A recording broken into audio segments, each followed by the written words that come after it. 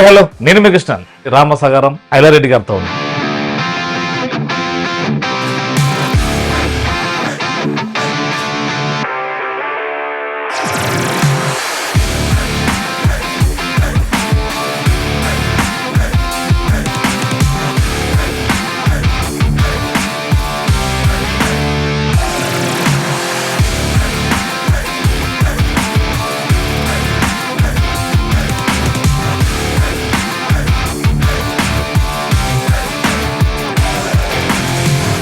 రైతు బంధు అన్నారు, ఇచ్చిరా సార్?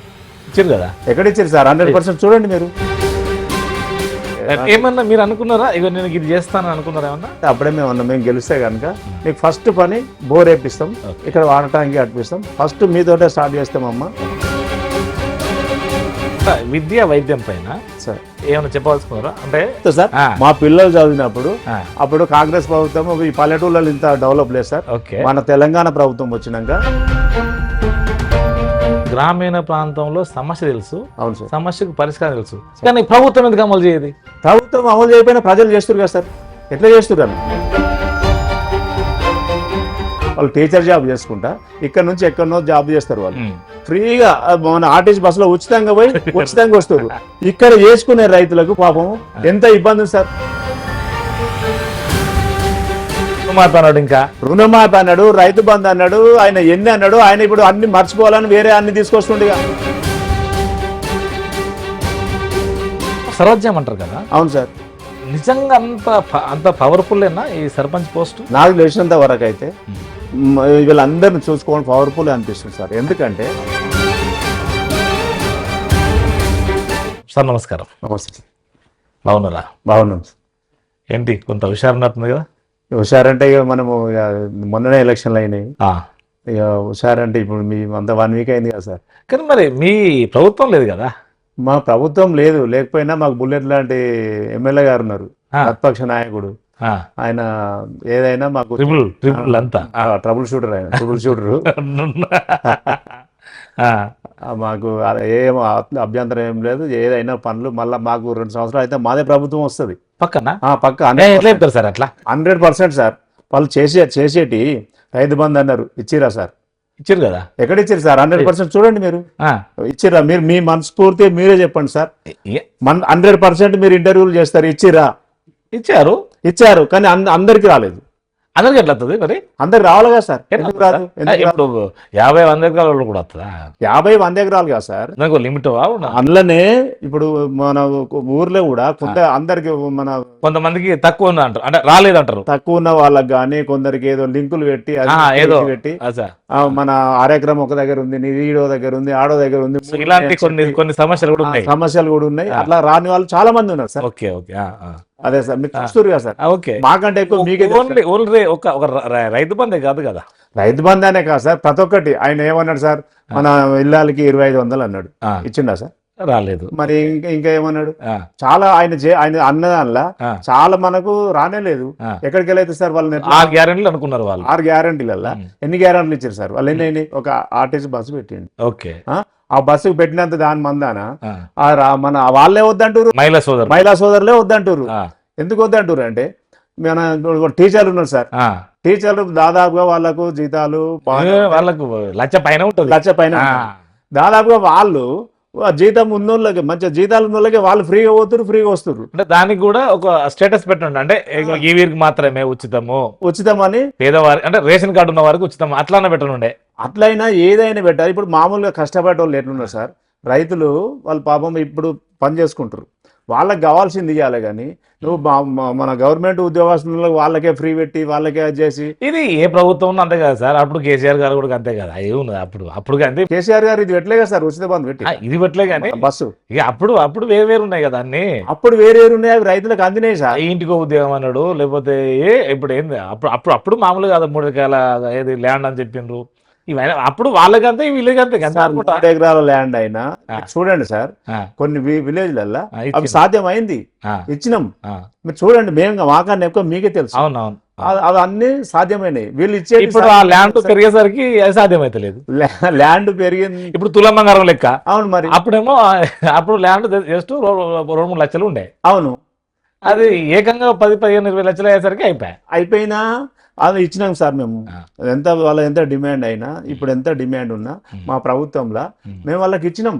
మీరు చూడండి విలేజ్ ఇచ్చారు. సరే, అందరికి ఇవ్వకపోయినా కొంతమందికి ఇచ్చారు. అందరికంటే అందరికి ఈ కారణాలతోనే రేపు ప్రభుత్వం వస్తుందని మీరు భావిస్తున్నారా? ఈ కారణాలతోనే అనగా సార్, తులం బంగారం అన్నారు. రేవంత్ రెడ్డి ఏం చెప్పిండు, మీరు పెళ్లి చేసుకోగానే ప్రతి ఒక్కరికి తులం బంగారం ఇస్తా అన్నాడు. మీరు ఆయనక ఇంకో 2-3 నెలల తర్వాత పెట్టుకొని ముహూర్తాలను కూడా చెప్పిండు. మరి అయిందా సార్? మీరే చూడండి. తులం బంగారం అన్నాడు. మన ఇంటి ఇళ్ళకి కూడా చెప్పిండు. ఇంటి ఇళ్ళకి 2500 రూపాయలు అన్నాడు. అయినాయా సార్? ఏమన్నా ఇస్తుండా?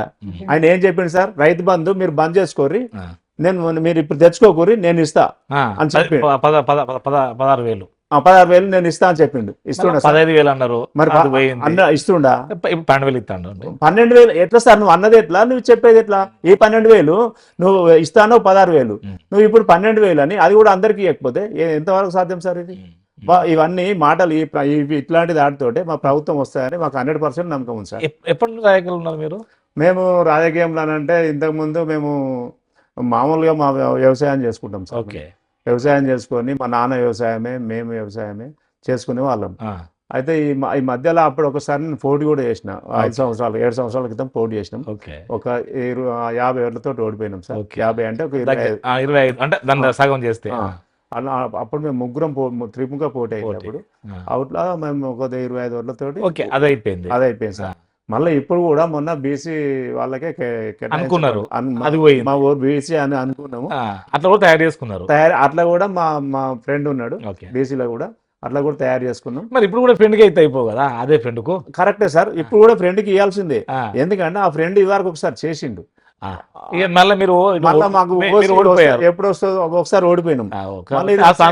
పోయేది ఎప్పుడు అని చెప్పి మా ఫ్రెండే కూడా, మా ఫ్రెండే నన్ను నిలబడమన్నాడు. దగ్గర బంధువులు కదా, ఇప్పుడు మాజీ అయినా మీరు ఎందుకు పోటీ ఎందుకు ఎగ్రవేసుకుంటే అయిపో కదా? ఓకే సార్, మేము ఆయన నేను దగ్గర బంధువులు. వాళ్ళు ఇంతకు ముందు ఎక్కడంటే వాళ్ళు రాజకీయంలో లేని వాళ్ళు ఉన్నారా లేరు? ఉండేవాడు లండన్ వచ్చి చదువుకుంటా ఉద్యోగం చేసుకుంటా ఉండేవాడు. అయితే ఆయన కావాలని చెప్పి మా మీద, అప్పుడు మేము వాళ్ళ అన్నయ్యకే మా కూతురుని ఇచ్చినాం. కావాలని చెప్పి మా మీద నిలబడాలని చెప్పి నిలబడ్డాడు. అట్లాంటప్పుడు ఇప్పుడు మాకు ఛాన్స్ వచ్చినప్పుడు మేము నిలబడాలి కదా సార్.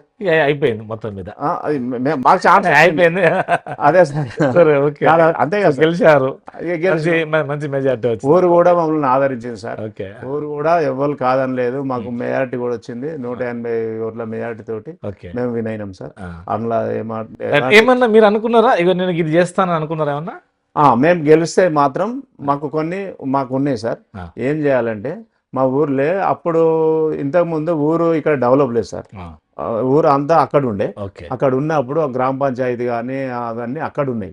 అయితే మా ఆలోచన ఏంటంటే ఊరంతా ఇక్కడ డెవలప్ అయింది, మాకు పంచాయతీని తీసుకురా, గ్రామ పంచాయతీ ఆఫీస్ని తెచ్చి గ్రామంలో పెట్టాలనేది ఒక కోరిక, ఆలోచన అయితే ఉంది, దృఢ సంకల్పం సార్ మాది. అది ఎట్లాగో గ్రామంలో ఉంటేనే అందరు నలుగురు వస్తారు, చూస్తారు, చేస్తారు. అక్కడ ఎవరో వస్తారు, ఎవరో పోతారు. గ్రామానికి వాళ్ళకి అర్థమైతలేదు, వాళ్ళ గ్రామానికి అది మేజర్ గా అదొకటి చేద్దామని. మాకు సాగునీరు త్రాగునీరు సమస్యలు, సాగునీరు త్రాగునీరు కూడా మాకు ఈనంగానే మల్లన్న సాగు ఉంది సార్. మా పక్క నుంచే నీళ్లు పోతున్నాయి. కానీ మా విలేజ్ కి అవి మా విలేజ్ కాకుండా మాతోనే ఒక 7-8 దూలకు కూడా వస్తలేవు సార్. అయితే మా హరీష్ రావు సార్ ఏం చేసిండంటే, ఆయన మినిస్టర్ ఉన్నప్పుడే ఇక్కడ ఒకటి పంపు తయారు చేపించి ఈ 7 దూలకు మన ఇరిగేషన్ తోటి మన పంపింగ్ చేసి దానికే మన హెక్టార్కి ఒకటి గ్యాప్ పెట్టి అందరికి పారిస్తామని సార్ అప్పటి నుంచే ఆయన చేస్తుండు. అది కూడా దగ్గర పడ్డది సార్ పనులు. మా 6 నెలల్లో 1 year లోపల అది వస్తుంది సార్. అది కూడా దాంతో ప్రభుత్వం మారడం వల్ల అది కూడా మారడం వల్లనే ఆగిపోయింది సార్. రేవంత్ రెడ్డి మన సిద్దిపేట అంటే ఫైల్ కింద పెట్టబట్టి మీరు సర్పంచ్ గా ఏమంటే రేవంత్ రెడ్డిగా సూటి పెడతారు కదా. మరి సూటి పెడుతున్నట్టు ఇప్పుడు రేవంత్ రెడ్డి చేస్తేనే అయితే కదా సార్ ఈ పైప్ లైన్. ఇప్పుడు మా సార్ గెలిస్తే మా ప్రభుత్వం వస్తే ఎంబడి అయిపోయేది. ఒక 6 నెలలు కూడా పట్టదు సార్, అంతా అయిపోయింది పని. చివరికి ఈ పనితోటి ఆయన గెలవగానే మూలకు పడ్డది. ఎక్కడికి వెళ్ళైతే సార్? అందుకే మరి అనాల్సి ఇప్పుడు ఎట్లయితే సార్ చెప్పండి. నేను ఎందుకన్నా అంటే రాజకీయం ఎప్పటి నుంచి అనాలని మొత్తం అంటే విలేజ్ రాజకీయమే స్టేట్ రాజకీయం అవుతుంది దాదాపు. స్టేట్ రాజకీయం సార్, మీరే ఆలోచన చేయండి. మన ప్రభుత్వం మోగానే ఆ పైప్ లైన్ ఆగిపోయింది సార్. మొత్తం కాంట్రాక్టర్లు వెళ్ళిపోయారు, మొత్తం జేసీబీలు వెళ్ళిపోయినాయి, అన్ని వెళ్ళిపోయినాయి. సో ఇప్పుడు కూడా మళ్ళీ కాంగ్రెస్ ప్రభుత్వం వాళ్ళ ఒకవేళ పొరపాటున పోతే మళ్ళీ వాళ్ళ ప్లాన్ కూడా మొత్తం ఆగిపోతాం అన్నట్టు. ఇంకేం వాళ్ళది ఆగిపోతుంది మా సార్ మా ప్రభుత్వం అట్లాంటి కాదు సార్, మా కేసీఆర్ అట్లాంటి వాడు కాదు, ప్రజలకు మేలు కలగాలి. సో ఇప్పుడు బయటకు వచ్చింది కదా, ఆ ప్రజలకు మేలు కాలే, ఇప్పుడు బయటకు వచ్చింది కదా అంటున్నా. బయటకు వచ్చినా ఆయన ఉద్దేశం ఏంటంటే ప్రజలకు మేలు కలగాలి. ఎందుకంటే వాళ్ళ ప్రభుత్వం మా ప్రభుత్వం వాళ్ళకి బంద్ చేయాలి, మా అట్లాంటి ఉద్దేశం మా కేసీఆర్ ఇప్పుడు కాదు. టైం ఇచ్చినాము, ఇక ఆగు లేదు నూనె కూడా అని ఇవన్నీ అంటారు కదా. మా ప్రభుత్వం ఉంటేనే మా పద్ధతులే వేరు సార్, వాళ్ళ పద్ధతులు మా పద్ధతులు మీరే చూస్తున్నారు కదా సార్. మరి ఇంకా అంతకంటే ఎక్కువ మేమేం చెప్తాం సార్, మీరే చూస్తున్నారు ఎట్లా అది. సో మీ పాలక వర్గాన్ని ఎలా మమేకం చేసుకుంటారు? ఏమేమి అంటే ఉన్నటువంటి సమస్యలు ఏమన్నా మీ దృష్టికి వచ్చినాయా, ఇంకేమన్నా రావాల్సిన అవసరం ఉన్నాయా? సార్ మా దృష్టికి సమస్యలు వచ్చినాయి. ఇదేమో మేజర్ది, ఇదేమో మేజర్ది. విలేజ్ లో కూడా మా దృష్టికి ఇప్పుడు మేము సపోజ్ ఎలక్షన్ల ముంగట కొన్ని మన గల్లీలలో పోతే వాళ్ళు ఏంటంటే మాకు వాటర్ ప్రాబ్లం ఉన్నది, బోరేజ్ అంటున్నది. వాటర్ ప్రాబ్లం ఉందంటే అప్పుడే మేము గెలిస్తే కనుక మీకు ఫస్ట్ పని బోర్ వేపిస్తాం, ఇక్కడ వాటర్ ట్యాంక్ అట్పిస్తాం, ఫస్ట్ మీతోటే స్టార్ట్ చేస్తామమ్మా. ఇక్కడ మీరు మమ్మల్ని గెలిపి మరి సార్ మీ సొంత నిధులా అయితే మేము ఇప్పుడు చేసినాము. ఇక మన ఎమ్మెల్యే గారి చొరవతోటి ఆయన చొరవతోటి చేస్తాము. ఇక మేమేంటంటే ఫస్ట్ ఈ పనితోనే స్టార్ట్ చేయాలని చేసినాం సార్. అక్కడ బోర్ వేసినాం, ట్యాంక్ కూడా కట్టిస్తాం. ఇంకొకటి అక్కడ బీరప్ప గుడి దగ్గర కూడా చుట్టూ మన అది రెయిన్ పైపులతోటి అది చేపిస్తామని అది కూడా చెప్పినాం, అది కూడా చేపిస్తాం సార్. ఇంకా సమస్యలు ఉన్నాయి, 11 కాదు, ఉన్న సమస్యలు కూడా ఒక్కొక్కటి మా హరీష్ అన్న చొరవతోటి ఒక్కొక్కటి ప్రజలది ఏది ఉన్నా ఆయన దృష్టి తీసుకుపోయి అన్నకి ఇది ఉన్నది ఇట్లా అని చెప్పి ఆయన దృష్టితోటి ఒక్కొక్కటి తీసుకుంటాం సార్. అట్లాంటి అన్ని పనులు చేస్తామనే మాకు నమ్మకం ఉంది. మా సార్ ఉన్నాడు, పాలక వర్గం మేము అందరం, మాకు సార్ అండా ఉన్నాడు, అన్ని చేస్తామనే నమ్మకం కుతూహలం ఉన్నది సార్ మాకు. అదే సార్. సో రైతులకు ఇంకేమన్నా అంటే ఏది అక్కడ ఆ పంపు నుంచి తీసుకొస్తే అయిపోతుందా సమస్య? అక్కడ నుంచి పంపు నుంచి నీళ్లు గిట్ట వస్తే 90% మా రైతుల సమస్యలు పోతాయి సార్. ఎక్కడైనా అక్కడ సార్ ఏం చేసిండంటే 1 హెక్టార్కి ఒక ఇరిగేషన్ మన పంపింగ్ ఇట్లా ఇస్తే పోసేటట్టుగా చేపించిండు. ఆ పని ఒకవేళ అయితే ఇప్పుడు అయిందనుకో మా సమస్యలే తీరుతాయి సార్. రైతులకు మన సాగునీరు పుష్కలంగా ఉండి 2 పంటలు పండే అవకాశాలు ఉంటాయి. రైతుకి కావాల్సింది ఏంటి సార్, ఇంత సాగునీరు ఉంటే అయిపోతుంది. తాగునీరు అయితే ఎట్లాగో విలేజ్లలో అదే సాగునీరు తాగునీరు. ఇక వాళ్ళకి ఏముంటుంది సార్, యాదవ్ లెక్క ఉంటారా ఈ రోజు ఏంటిది ఇది? యాదవులు ఉంటారు సార్, ఇక్కడ యాదవులు ఉంటారు. వాళ్ళకు మన గవర్నమెంట్ తరఫున మన గొర్రెకు నట్టల మందే ఇస్తామని వాళ్ళు వచ్చి చేసారు.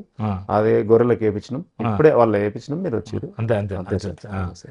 ఓకే, గ్రామ ప్రజలకు ఏం చెప్పాలనుకుంటున్నారు మొత్తం మీద? గ్రామ ప్రజలకు మనము చెప్పాల్సింది సార్, మీరు అందరు నాకు మన్నించి నన్ను ముందుకు తీసుకొచ్చారు, నాకు మంచి సహకారం చేసారు. మీ సహకారం ఎప్పుడు మర్చిపోను. మీకు ఏదైనా చిన్న పని ఉన్నా ఏదైనా ముందుండి మీకు నాతో ఏం సాయం కావాలన్నా చేస్తాను. అదేవిధంగా ఇక్కడ విద్యా వైద్యం పైన సార్ ఏమైనా చెప్పాల్సుకున్నారా? అంటే ఏది అందరూ కూడా అంటే ఎక్కువ శాతం ప్రైవేట్ గా పోతుంటారు కదా. అవును సార్. వాళ్ళని ఎలా మీరు ఏమైనా మమేకం చేసే అవకాశం ఉంటుందా? మా దగ్గర 10th క్లాస్ ఉంది సార్. మన హై స్కూల్ ఉంది, మన ప్రైమరీ స్కూల్ ఉంది. మా దగ్గర చాకచక్య లాంటి మన నైపుణ్యం చెప్పే వాళ్ళు టీచర్లు ఉన్నారు సార్, చాలా బాగా చెప్తారు. మేము కూడా ఊళ్ళో అందరికి చెప్పి మంచిగా మీకు అక్కడ ప్రైవేట్ స్కూళ్ళకి ఏ విధంగా అయితే మీకు అక్కడ చెప్తారో. మీ పిల్లలు ఎక్కడున్నారు ఇప్పుడు? మా పిల్లలు వాళ్ళ చదువులు అయిపోయినాయి. ఎక్కడ ఉన్నారు అంటున్నారు? మా పిల్లలు పెద్ద అబ్బాయి ఉద్యోగం చేసుకుంటాడు, చిన్న అబ్బాయి ఉద్యోగం చేసుకుంటాడు. ఈ వాళ్ళకు అప్పుడే లోకల్ ఉన్నారా? లేదు సార్, హైదరాబాద్ ఉంటారు వాళ్ళు. మనం సర్పంచ్ గెలవక ముందే నేను ఎందుకన్నా అంటే సార్ మీ పిల్లలకి అప్పుడు ప్రైవేట్ ఉద్యోగం ప్రైవేట్ స్కూల్ చేయించినావు, అది చేయించినావు, ఇది చేయించినావు, మీ కార్యక్రమాలు అయిపోయినాయి. ఇప్పుడు మా పిల్లలు ఆ గవర్నమెంట్ సార్లు వాళ్ళ మీద మాకు నమ్మకం లేదు సార్. అట్లా ఓకే సార్, నేను దానికి కూడా సమాధానం గవర్నమెంట్ టీచర్ సార్ సమాధానం చెప్తా సార్. అయితే ఎందుకు అంటున్నా అంటే గవర్నమెంట్ టీచర్ల పిల్లలు కూడా ఆ స్కూల్లో చదవరు కాబట్టి వాళ్ళ మీద వాళ్ళకే నమ్మకం లేదు కాబట్టి ఇక మా పిల్లలకి ఏం చెప్తారు అంటారా? సార్ నేను చెప్తా సార్, మా పిల్లలు చదివినప్పుడు అప్పుడు కాంగ్రెస్ ప్రభుత్వం ఈ పల్లెటూళ్ళలో ఇంత డెవలప్ లేదు సార్. మన తెలంగాణ ప్రభుత్వం వచ్చినాక కేసీఆర్ అనేది మన ఇంగ్లీష్ మీడియం కానీ మా స్కూళ్ళల్లో ఇంగ్లీష్ కూడా ప్రతి విలేజ్ లో కూడా పెట్టించిండు. ఇప్పుడు అప్పటికి చాలా తేడా సార్. మీరే చూస్తున్నారు కదా సార్. సుదృఢంగానే దాన్ని అమలు పరచాలి కదా, నమ్మకం రావాలి. పరిస్థితి మేము ఉన్నాం కదా సార్. మేము విలేజ్లలో మేము ఈ పని చేసుకోకపోతే ఇప్పుడు స్కూళ్ళు మొత్తం ఎత్తెత్తాడు రేవంత్ రెడ్డి గారు. ఇక రేవంత్ రెడ్డి ప్రభుత్వం రేవంత్ రెడ్డి నేను ఒక్క మాట ఆడుతారా మీరు ఇసుక పడతారు కదా. ఇసుకపోవడం ఏం లేదు సార్, మీరు చూస్తుర్రు. తులం బంగారం అన్నాడు. నేనది ఇక్కడ స్కూల్లో పిల్లలు కనుక లేకపోతే స్కూల్ కూడా పోతాయి. స్కూల్ మరి పోకుండా మీరేం పోతారు? మా విలేజ్ లో కానీ మా నాలాగా ఎవరైనా విలేజ్ లో సర్పంచులు కానీ ఎవరైనా కానీ మేము పోకుండా మా పిల్లలకు స్ట్రెంత్ మన సాలతోని మేము మంచిగా చదువు చెప్పించుకోవడం మా బాధ్యత సార్. వాళ్ళు ఉద్యోగాలు పెట్టిండు కేసీఆర్, మేమేంది పని చేయించుకోవాలి. మా బాధ్యత ఏంటి సార్, పని చేయించుకోవాలి. ఎలా సాల్ ఎట్లా చెప్తారు, ఏంది ఏ విధంగా అని మా విలేజ్ల వాళ్ళకి తల్లిదండ్రులకు చెప్పి మేము అక్కడ స్ట్రెంత్ పెరిగేందుకు మేము సహాయపడతాం సార్. స్కూల్ పోనీయం మేము ఎట్లా పోతాం సార్, 100% మేము పోనీయం. పిల్లలు లేకపోతే పోరా పిల్లలు ఎందుకు సార్, మేమే చెప్తున్నాం కదా విలేజ్లో తిరిగి మేమే మన పిల్లల్ని మన స్కూల్నే చదివించుకుందాం.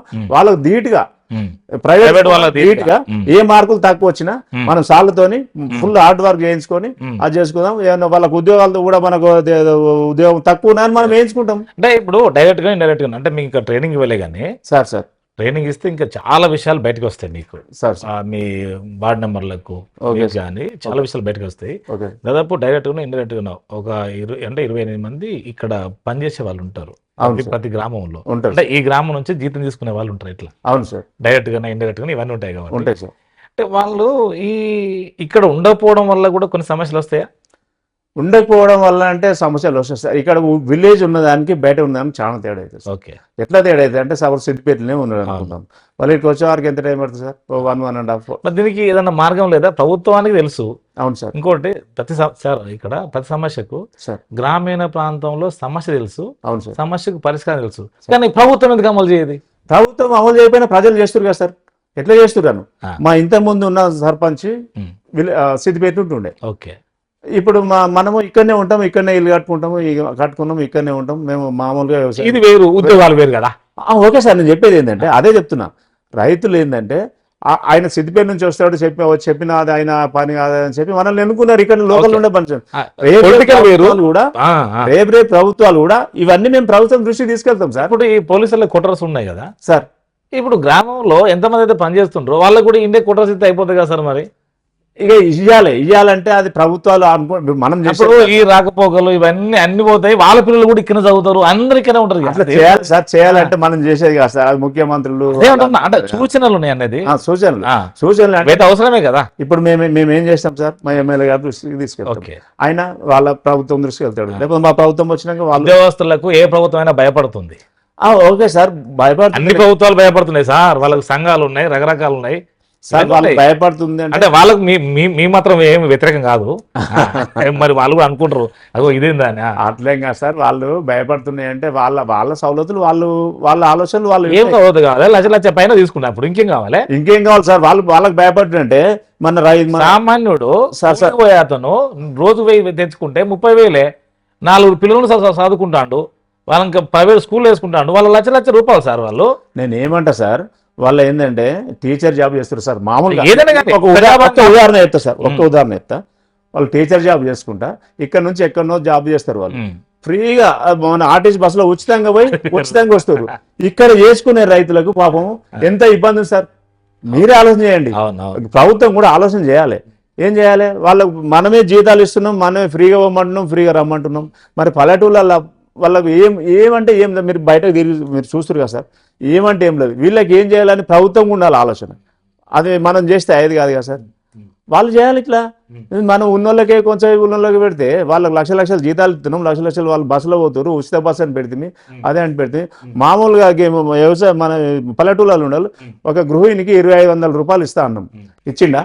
తులం బంగారం ఇస్తా అన్నాడు, ఇచ్చిండా? మరి ఇక మేము ప్రభుత్వం ఎట్లా వస్తామంటే సార్ ఎందుకు రాదు? వీళ్ళంతా మేము ప్రజలకు పోతాం, చెప్తాం, మేము చెప్తాం సార్. వాళ్ళు చేస్తా అన్నది గీది, మనం చేస్తా అన్నది గీది. ఎందుకు వాళ్ళు అన్నది ఏది అనుకూలం చేయలే కదా. ఎంపీటీసీలలో కొద్దిగా మార్పు వస్తుందా? ఎంపీటీసీలో సర్పంచులు ఇక్కడ దాదాపు ఎక్కువ శాతం అంటే కైవసం చేసుకున్నది టిఆర్ఎస్ అనుకోండి, బీఆర్ఎస్. ఇక్కడ బీఆర్ఎస్ సార్, మన ఇక్కడ మొత్తం కైవసం చేసుకున్నారు. మరి రేపు ఎంపీటీసీ జెడ్పీసీలలో కూడా 100% మా ఏరియాలో ఇవే వస్తాయి సార్. బీఆర్ఎస్ వస్తుంది, అందులో ఏమో అనుమానం లేదు సార్. మీరు ఇప్పుడే కాదు అయినా కూడా మీరు చూడండి. ఓకే, దాని ద్వారా కొద్దిగా అంటే ప్రభుత్వానికి హెచ్చరిక అన్నట్టుగా హెచ్చరిక మేమన్నాడు కదా సార్, మీరు అయినాక మీరు చూడండి, మేము ఏదో హెచ్చరిక చేసుడు వాళ్ళను ఏదో కించపరచడానికి ముచ్చట కాదు. మనం ఇక్కడ ఎలక్షన్లు అయినాక మన ఏరియాలో ఇప్పుడు సర్పంచ్లు కూడా మీరు చూసారు, ఎవరు వచ్చారు ఏం సంగతి అని మీరు చూసారు. ఇప్పుడు ఎలక్షన్లు అయినాక కూడా 99%, 99 కాదు 100% మాది ఇక్కడ బీఆర్ఎస్ సార్. అందులో సందేహం లేదు. హరీష్ అన్న ఆయన నాయకత్వం పనిచేయడానికి సిద్ధంగా ఉన్నాం సార్. మళ్ళీ మంత్రి వస్తుంది 100% సార్, 100% మంత్రి వస్తుందా ఇంకోటి పెద్ద వస్తుందా ఇక అది మరి? ఎందుకంటే ఇప్పుడు కవితకు ఒక మాట ఎత్తుకున్నది సార్ సార్, ఈ ఇద్దరు ఒక ఏదో వీళ్ళు ఒక అయినరు, మరి చివరికి అందరూ మళ్ళా కలయిక ఉంటుందని కొంత డౌట్ అయితే వస్తుంది అందరికి సార్. కవితకు ఏదో పోయినా కానీ మళ్ళీ అయితే వస్తుంది కదా ఇక్కడికి. కవితక్క ఎక్కడ పోయినా వస్తుందా లేకపోతే వీళ్ళు అందరూ ఒకటైతారా, అది వాళ్ళ వాళ్ళ విషయం. మాట్లాడే స్తోమత కాదు, ఎందుకు కాదు, అది మనం మాట్లాడారు. గ్రామ స్వరాజ్యం అంటే ఏంది, గ్రామంలో ఉన్న ఇది చర్చనే వేదిక ఎప్పుడు. ఓకే, నేను కాదంటలేదు సార్. ఆ కవితకు వస్తున్నా, హరీష్ అన్న వచ్చినా, మన కేటీఆర్ వచ్చినా అంతా మా ప్రభుత్వం వస్తుంది సార్. ఇప్పుడైతే అంటుంది నేను ఏదో రోజు ముఖ్యమంత్రి అయితా అంట అంది. ఓకే సార్, కవితక్క వాళ్ళు కవిత మీ మద్దతు ఉంటుందా ఉండదా? కవితక్క అయినా మన హరీష్ అన్న అయినా లేకపోతే కేసీఆర్ కుటుంబానికి అయితే ఉంటది. కేసీఆర్ కుటుంబం ఎక్కడ ఉంటే అక్కడ మన హరీష్ అన్న ఎక్కడ ఉంటే అక్కడ మా మద్దతు 100% ఉంటుంది సార్. మా హరీష్ అన్న కేసీఆర్ ఎక్కడ ఉంటే అక్కడ వాళ్ళకే మా మద్దతు. మరి కేటీఆర్ ఏం కావాలి కవితకు సీఎం అయితే? కేటీఆర్ మా కేసీఆర్ ఉన్నాక ఇంకా ఏముంటుంది సార్? ఇక కేసీఆర్ ఉన్నాక ఇంకేముంటుంది సార్? మీరు చూస్తారు కదా, కేసీఆర్ ఉండి హరీష్ అన్న ఉన్నాడు, కేసీఆర్ ఉన్నాక ఇంకేముంటుంది సార్? చూద్దాం, మీరు ఆశపడినట్టుగా రేపు ఏమవుతుందో చూద్దాం. మరి 100% వస్తుంది సార్, ఆశపడు కాదు 100%. మొత్తం వన్ సైడ్ మీరు చూడండి. మేము చెప్తున్నాం కదా సార్, చూడండి. ఎందుకు ఇప్పుడు అంటే కాంగ్రెస్ మీద అంత విసుగొచ్చింది అందరికి? విసుగొచ్చిందంటే మీరు చూస్తారు కదా సార్, గృహిణికి 2500 అన్నారు, 3 సార్లు చెప్పారు సార్. 30 సార్లు చెప్తాం సార్, వాళ్ళు 30 సార్లు చెప్తాం. వాళ్ళు అన్నారు ఇచ్చిరా సార్? వాళ్ళు ఇచ్చిరా? మరి రైతు బంధు అన్నాడు ఏలే అందరికి, ఇచ్చిండా? ఎక్కడ సార్ ఇచ్చింది? ఎక్కడ ఇచ్చిండు? రుణమాఫీ అన్నాడు, ఇంకా రుణమాఫీ అన్నాడు, రైతు బంధు అన్నాడు, ఆయన ఎన్ని అన్నాడు. ఆయన ఇప్పుడు అన్ని మర్చిపోవాలని వేరే అన్ని తీసుకొస్తుండే. మన 42 BC ఇది 42% అని అంటుండు. కాదంటలేము సార్. మొదలు నువ్వు అన్నయ్య చెయ్యి, నువ్వు చేసినావా 42% అన్నావు, మరి చేయవా? మొన్న చేసినావా? మరి నువ్వు అన్నావు, మీరు ఎట్లా పోయి ఓటు కేసారు సార్? మేము అట్లా అంటలేము సార్.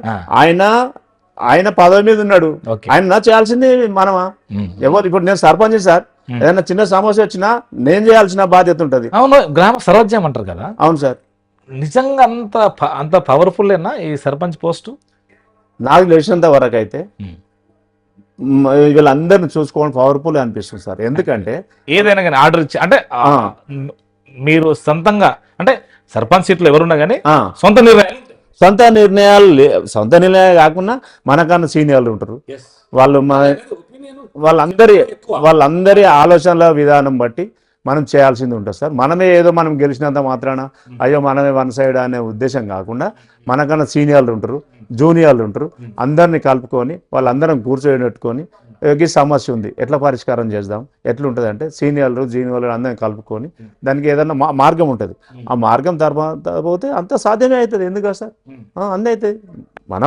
మనం ఏదో ఒక్కలమే అనుకునేది అంతే. నేను అన్నది కాదు సార్, మనము అన్నది అయితే మనము అన్నది ఉండాలి. నేను అన్నది అయితే ఎవరిదైనా కాదు, నేను అన్నది మనము అన్నది అయితే సక్సెస్ అవుతుంది సార్. కలుపుకొని పోతే ఏదైనా సాధ్యమే అవుతుంది సార్. చివరిగా మీ గ్రామ ప్రజలకు ఎలాంటి హామీ ఇస్తున్నారు? మా గ్రామ ప్రజలకు చెప్పాల్సింది ఏంటంటే, మీరు నాకు నేను ఇట్లా నిలబడుతున్నాను చెప్తే నాకు 100% నాకు కోఆపరేషన్ చేసి ఆశీర్వాదం ఇచ్చారు. మీకు కూడా 5 సంవత్సరాల దాకా ఏదైనా చిన్న పని ఉన్నా ఏది ఉన్నా మీకు ఏదైనా కావాలని నిర్మోహమాట పడకుండా నాకు చెప్పండి. నాకు సాధ్యమైనంత వరకు నేను చేస్తా. నాతో కాకపోయినా నాకన్నా సీనియర్లు ఉన్నారు, మాజీ ఎంపీపీలు ఉన్నారు, మన సీనియర్ సర్పంచ్లు ఉన్నారు, మాజీ ఎంపీపీలు ఉన్నారు, గ్రామ పెద్దలు ఉన్నారు. ఏదైనా సమస్య ఉంటే మనతో కాకపోతే మన ఎమ్మెల్యే హరీష్ అన్న దగ్గర తీసుకుపోయి మీకు ఏదైనా మంచి పరిష్కారం అయ్యేటట్టు నేను బాధ్యత తీసుకుంటాను. సో చివరికి అయితే మీ ప్రభుత్వం వస్తుంది అంటారు? 100% వస్తుంది సార్. చూద్దాం, అది కాలమే నిర్ణయిస్తుంది. సరే, సర్పంచ్ గారు అయితే గ్రామ ప్రజలను ఉద్దేశించి ఏవైతే చెప్పాలనుకున్నారో అతను రాబో 5 సంవత్సరాల కాలంలో ఏవైతే చేయాలనుకుంటున్నారో సో మీ ముందుకైతే తీసుకురాగలిగాం సార్. నమస్కారం. నమస్తే.